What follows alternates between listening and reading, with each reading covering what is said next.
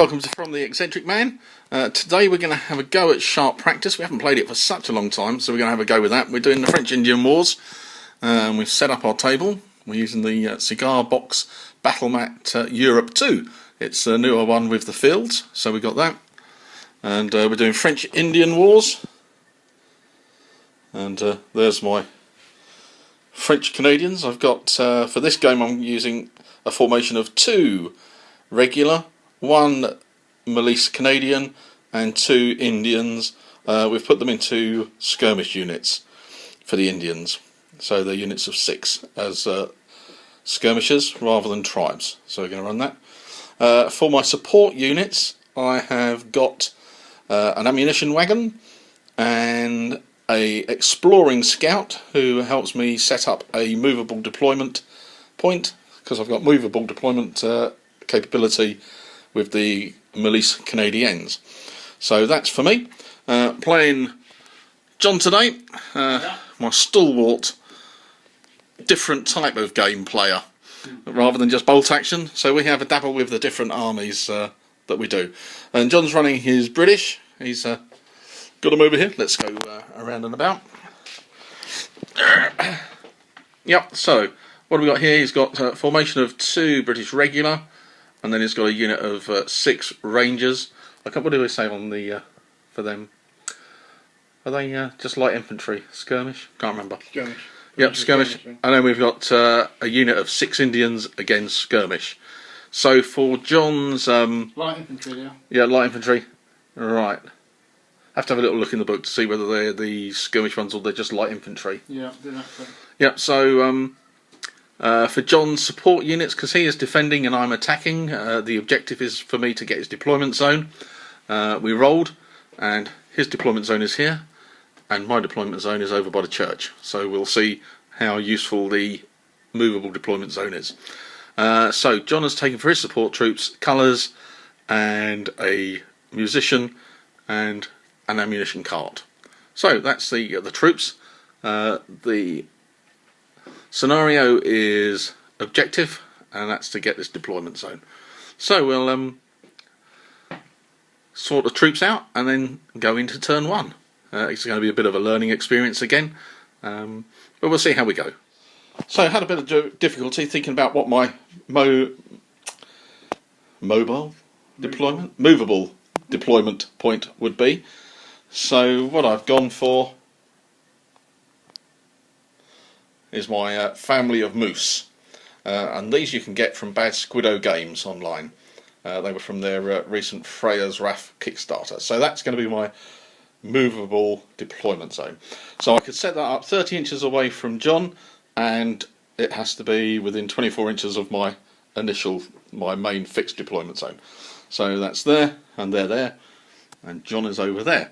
So let's go into phase 1, or turn 1, and we'll start pulling our chips out, so to speak. So, end of chapter 1, I think. Is Tiffin the end of chapter 1? Is end of a chapter, Tiffin? I can't remember. I can't remember. We'll have to work it out what it is. Anyway, we didn't have very many chits come out of the bag. So what John has done, though, he has got his main formation with Major Dalston Kingsland. He has deployed with his mate, Lieutenant Chalfont Latimer, and they've deployed over there, and his Captain Stanmore with his Rangers have deployed over behind this bit of wood. For the French Canadians, not much actually. All I've been able to do is get 1 unit of Indians, Durox Indians, and deployed them out, and then we had 1 red flag and then a tiffin. So very little happened in that. It's the end of a chapter. End of a chapter. Right. So first chapter, and the French Canadians are on the table, but highly outnumbered. No. End of a turn. The tipping card is the first card dealt. That's the end of a chapter. Yeah. So at the moment it's just the end of a turn. Right. Okay. End of turn 1 then. Or Tipping card out and end of turn 2. Did get a few more things on the table before that came out. So let's have a look at the British. And John, with his activation card, has put his regular unit onto present. So he's going to be looking at doing a controlled volley once I come along, I would hazard a guess. So the Indians have deployed in front of the unit, so he's going to have to move those at some stage, because otherwise he'll shoot all his Indians. And They're only Indian. harsh. And the Rangers didn't actually get to activate this time around. However, on the French-Canadian side, I've moved up Duroc through the woods. Can't see John yet because his unit is not within 4 inches of the edge of the wood, so they're hanging back. I deployed the French regulars into column on the road because that was probably the best place to get them set up, because on the main deployment point it would have taken them ages to get anywhere. So they've deployed in column up onto that side, and we've got the other Indian unit deployed behind the fence. Key things out to remember in this game is that ranges for muskets, maximum range is 24 inches for a musket, so shooting is a little bit closer than we would do for bolt. Oh no, bolt action is within that. So muskets here 24 inches. So let's have a look. That's about it for this turn 2, and then we're going to put the chits back in and we'll run into turn 3. So Tiffin came out very quickly after 2 blue chits, and all I got was my leader 2, who's the second in command of the main French formation, so he can't do anything. But I did get 1 blue flag, which means any unit on the table which hasn't activated can take an activation. So that's an activation is 2 things, isn't it? 2 actions. It's just a normal turn. Yeah, just a normal turn, so it's 2 actions, I think. So, so we've got to make a decision of what can go. A formation. Formation can move, can't it? Can do something. I think. I have to have a look at the rules, but if that's the case, I shall. No, I think what I'll do is I'll just move my Indians. Yeah, so with my blue flag, I've activated Duroc's Indians, and they've moved up 9 inches to the cover of the little hut. So that's the end of turn 2, so dice going back in. The Tiffin card comes out once again, but John's Indians have managed to take a shot at Duroc's, and Mudshoot has managed to kill 1 Indian and put 1 point of shock on. Fortunately, it didn't kill the leader. Yes. Look up prominent leader, because I'm having a think that it might move the casualty up 1. So rather than a 1, because of the 1 killed, it might be that it goes an extra 1, so it'll be 2 or under.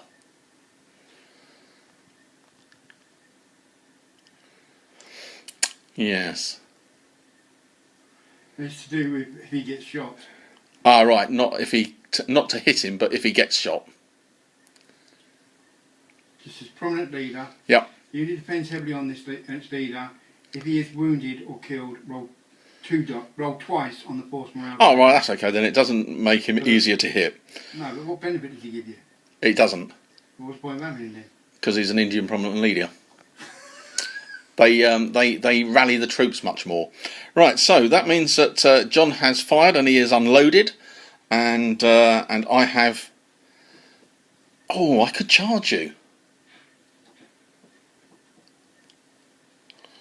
but that's quite a distance away, I reckon. Oh, Indians would go to charging 2d6. Can't artillery and stop an inch away from me. Yeah, that is more likely what's going to happen. No, I am going to use my 1 point. Oh, I've got that. No, shock. 1 point of shock doesn't matter. So I'm going to fire at your guys. Okay. I'm only going to get one. I'm going to only get 5 to shoot, aren't I? 4 and the leader. Oh no, 5 and the leader. Yeah, okay then. We'll fire and load. So my Indians, few Duroc. There's 4 men who can see, so 4 dice. The leader adds his 2 in, so that took him up to 6. But they are poor shots, the French Canadian Indians. So I was down to 5, needing 6s to hit them in the open, and failed. So no wounds, but fortunately 2 activations I get. So they fired and reloaded. So John has moved up his rangers to the hedge line. He had a good dice, 2 dice move to get him there. And he's going to take a shot at my Indians in the open. But they are tactical, so they'll get 1 step of cover. John's got 3 flags that he could use. But he's not going to use them. He's going to be greedy. And he's going to wait for the 4th to come up. And then possibly fire his rangers again at my my Indians. So you've got 5 men, no 6 men, Yeah. and you've got level 2 leader, so you can throw it in there. First fire. No, you go back up. Good shots, poor shots. Okay. No. No. Probably. Right. Okay. So now we move. So I need a 6. You sure? Yeah, it's long range. Right, your light infantry. Oh, hold on, no, it's not. It's effective range, I think, isn't it? Well, they've got musket. Musket. Yeah, it is long range. Long range. So it's 6. I need 6. So I need 6. Yeah. So I'll do that first. Roll these. No. Yeah, roll Because them and then you adjust the dice. no. No. It's the score that you need to adjust. Yeah. So to hit would be a 6, but you are light infantry. So that gives a +1 to hit. Yeah, so it comes to 7. So you plus it to the dice. No. Yep, we've worked out what we do. John adds it up in one way and I do it in another way. But whatever way it comes to needing 4s for the light infantry, firing at the... they're tactical. That just is the effect on them, isn't it? So it's not the actual to hit. No, that's okay. No, mine are. My Indians. Yeah.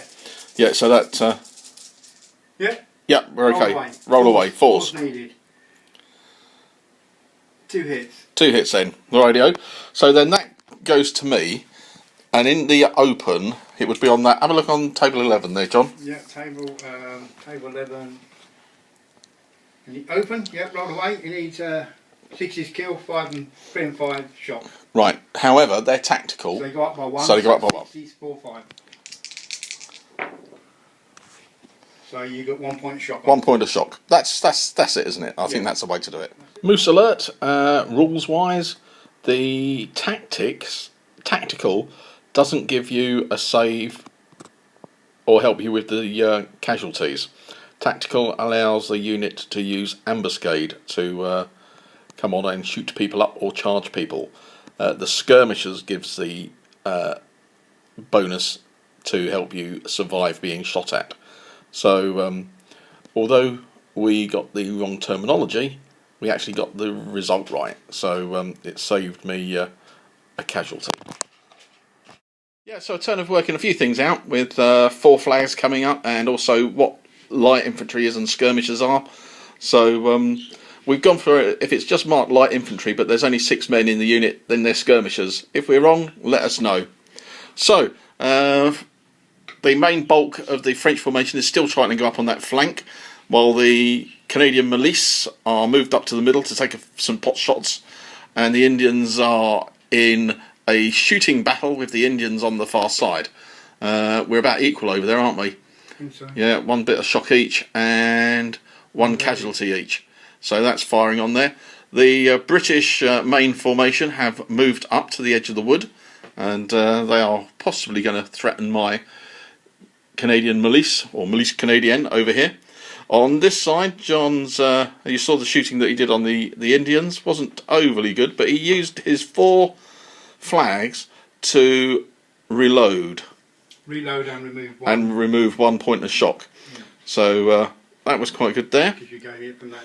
Yeah. My Canadian Milice did take a bit of did shoot them and killed one to put on those 2 bits of shock. And the Indians here, they just moved up, they were out of range. So that was the end of that turn, and we're going to move into the next one. So yep, learning things as we go through, which is good. So, beginning of the turn, 3 flags in a row, which meant that my Indians, who were the last unit to activate, get to roll on the random event chart. And again, every time I've rolled on this damn chart, I roll a 9, and it's a 2d6 charge towards the nearest enemy. I rolled 10. I just needed a 12. Just needed a 12. I think 11 might have done you even. 11 might have got. Yeah, 11 would have got in. But I rolled a 10, so I'm an inch short. So it's going to be interesting who gets the dice come up first. John's unloaded, which is a bonus. I'm loaded, so that gives me a bonus if he charges me. But yeah, could have done without that, I reckon. But there we go. That's how SharpPractice works. As luck would have it, Red Leader 4 comes up, which is Duroc, and John decides to load and fire because he's uncontrolled, so he might as well just fire, and kills 2 Indians, but doesn't kill the leader, doesn't wound the leader, but gives me another point of shock. So I've only got 3 men there against John's loads. That is a real risk there. I mean, they were a bit gung-ho, those Indians. So, what's come out?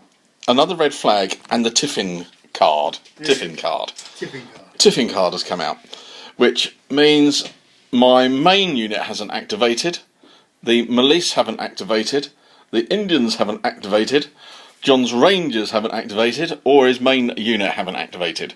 All we've had is a bit of fighting on that far flank. So I have got 2 flags to use, and John's got 1. So the decisions is what we're going to do, and that is a tricky one. It is a very tricky one.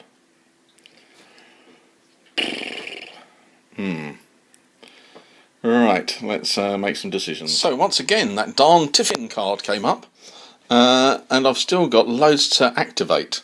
However, I did have 2 blue flags, so I activated the Canadian Milice, or Milice Canadian, to fire at the Rangers, and we managed to kill... No, we didn't do anything, did we? Yeah, no, that was with the Indians. The Indians managed to kill 1, but no shock, and the Milice failed to do anything.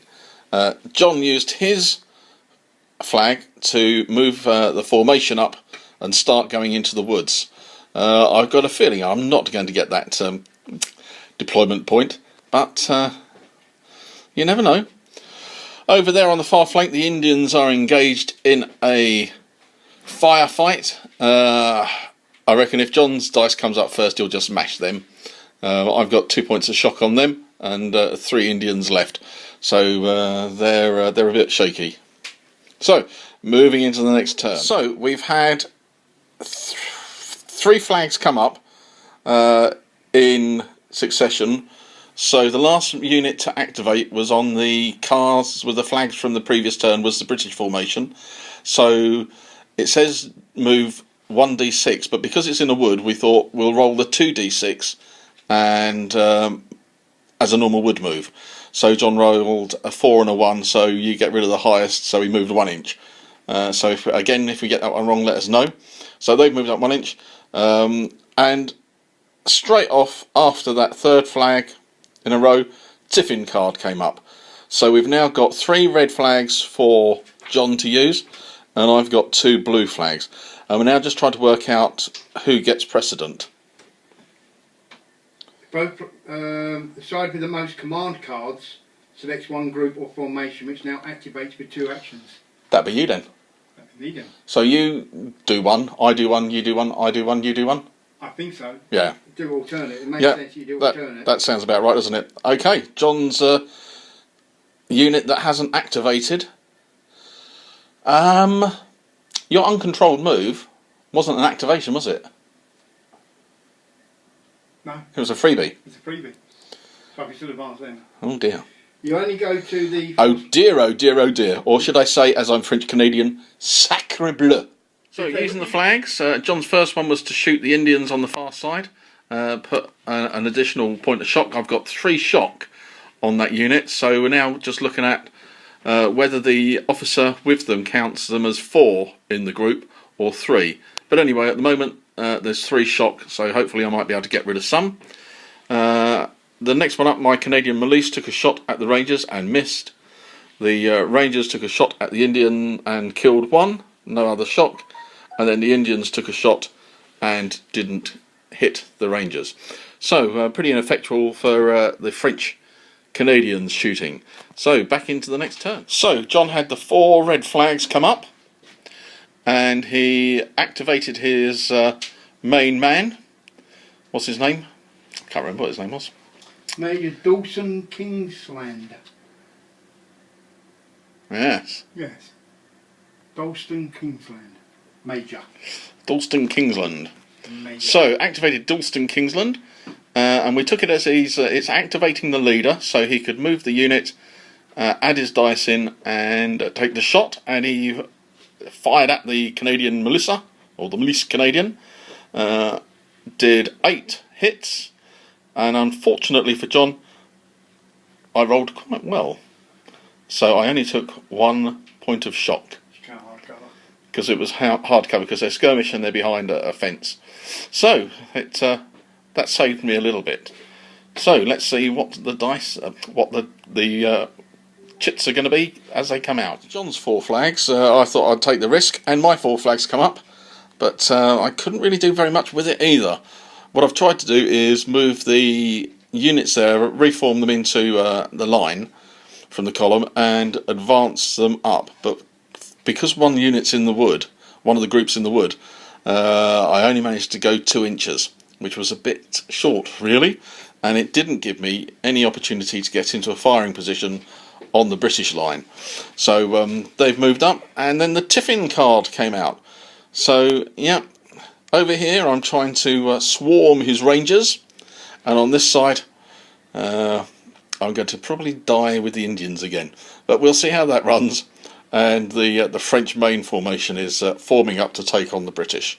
So John had the 4 flags come up, and then there was a 3rd flag, which was a blue one, in a row, and that meant that he rolled on the chart, random event, but it was just a resupply if he needed it. So he's not out of ammunition anyway, so he's resupplied. And then the Tiffin card come up. So I've got 2 blue flags to be able to activate units that haven't activated. So we'll see what we can do with those. It's only the Indians who have probably 3 shock over there, and the unit of Indians in the middle here. So I think they'll be firing. So finishing off with those blue flags, I managed to put 1 point of shock on the Rangers and nothing on the Indians over there. That was pretty poor, because I've got 3 men firing. Poor shots take them down to 2. And I've got 3 points of shock. Then that reduces another dice, so I had 1 dice to shoot with. Did get a hit, but John didn't roll a 6 or a 5. So into the next turn. The turn tipping card comes up, and the 2 main units are facing off against each other now, taking a little pot shots. But because of the long range and both in the woods, it's a little bit hit and miss, really. And lots of misses. So they're firing away. The Indians on the far left flank have survived, and they're keeping the British Indian allies in check. Over here, it was bad news for the Rangers. Both of these units got the drop on them and proceeded to kill them. John rolled a number of 6s on his roll, and the Rangers went. And sadly, so did Captain Stanmore. He went as well. He was hit and killed outright. Very sad. And John's force morale has gone down to 7. and the French is on a tremendous 11. So Tiffin card come out with 3 red flags left and 2 blue flags. But over here, the main unit of the French activated, took a shot at the British, but only put on a point of shock, which wasn't very much. The Indians on the far side, however, have managed to kill 1 more Indian and knock down the leader. So on the force morale chart, it's now John's dropped down to 6, and over here moved up the Milice Canadienne to the flank of the British. But I'm not going to take a shot because I could end up firing uncontrolled and staying there if I roll unlucky. What I'm actually looking at is getting over to that deployment point. We'll see whether we can do that. So we're going to move into the next turn. So end of the turn, and the Milice Canadienne have zapped round to the back, and they're very close to the deployment zone. The British line has turned to face and tried a shot to see what they could do. Did kill 1, but no shock on them. The French tried to stop the uncontrolled firing, but failed. So they shot, killed 1, and put 1 point of shock on. The Indians over there, I'm down to 1 man, 1 shock, and a leader who's been wounded. Random things happen firing. I rolled a double 1 for them, and they shot my leader in the buttocks, losing 1 status level. John's man got back up to help, and he managed to help them kill 2 of my Indian allies. Indian allies over here passed their uncontrolled, regained their initiative, and moved 2. So that wasn't very good at all. So we're not quite sure whether John's going to be able to prevent me jumping onto that deployment zone. So we'll have a look. How the fortunes of war go. So my my top man rolled 1 for uncontrolled. So they just kept on firing into the distance. I suppose I could have actually put a shock on them or killed somebody for the firing. We'll do that anyway. But John had 2 flags up, so he moved the infantry unit up here, loaded them and moved them up to protect his deployment zone. Where he thought he was going to lose it, he's now in a good position to protect it. Yeah, John took a gamble with the unit he presented, and was going to get a really good shot in, but unfortunately I had 4 flags, which gave me a bonus activation, we think, for the Canadian Milice. They moved up, and then one of the next flag chits out was the leadership. So we took the 4 as a bonus activation, and then the leadership as his normal activation, and that put him onto the deployment zone. And it says as a victory to as soon as you capture it, that's the game over. So we're thinking that was a win to the French Canadians, but it was very close. Yeah, it was my gamble on them. It was your gamble. And my French regular infantry in the middle there failed their uncontrolled 3 turns in a row with a 2, a 1 and a 2. And they just left them hugging the edge of the wood for safety. But yeah, good game, interesting game. Fun game, I thought. Yeah, it was good. It was real fun. Different than what we normally play. And the dice coming out, the chits coming out, and the way that you can use them to think about using extra shots or movement really works very well, I think. We had a very good game here. Yep, look forward to having another one. Well, it's been a long time coming to be able to get a game of sharp practice in with John, and it was really good to be able to do it. Get the French-Indian War stuff on the table again. There's a few things I've got to do. I've got to get a few more of the support units.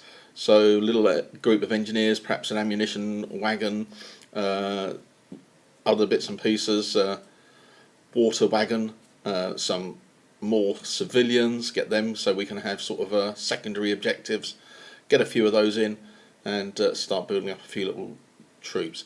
I think I've got to get another unit of provincials, and another unit of townsfolk militia for the British at least, and perhaps one more unit of hatmen. I think that will be that. I've got quite a big order from a Kickstarter for Galloping Major that will flesh out the Canadians and give them a lot more troops. There's Marines are coming afoot for them, so that'll be good. So yeah, good to get a sharp practice game in. Lots of things that we had to look up and check and probably got wrong, certainly around initiative and activation. Get those mixed up really. You've got 3 initiative for my leader, but you can only activate a unit and they can move and they can do 2 actions. So it's not 3 activations because of the leader. So just getting those things in your head to run. But yeah, great game, great narrative, and really thinking about what you can do with the cards. 3 cards, 4 cards. The random events add a little bit of flavour in, and I do recommend people picking up Sharp Practice and have a look at it. And you can use it for so many different eras. So I mean, we're using it French and Indian War. I'm also preparing American War of Independence. John's sorting out an American Civil War. So it can be used for a variety. And don't forget the Napoleonics that you can stick in there. So check out Two Fat Lardies for it. Thank you very much for watching. I'm hoping to get another Sharp Practice one in. There's going to be an update on a giveaway for 750 subscribers. So keep a lookout for that one. So thanks very much for watching. Give it a like if you do. Share if you think your friends would like it. And sign up for the notifications so that you can know when a new video is coming up. So take care and look forward to the next video.